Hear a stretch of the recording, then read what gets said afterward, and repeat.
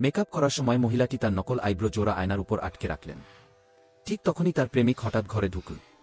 তার প্রাকৃতিক ভ্রু নেই, এই বিষয়টি প্রেমিককে জানতে দিতে না চেয়ে সে আতঙ্কিত হয়ে পড়ল এবং দ্রুত আয়নায় ভ্রু জোড়া ঠিক করার চেষ্টা করল।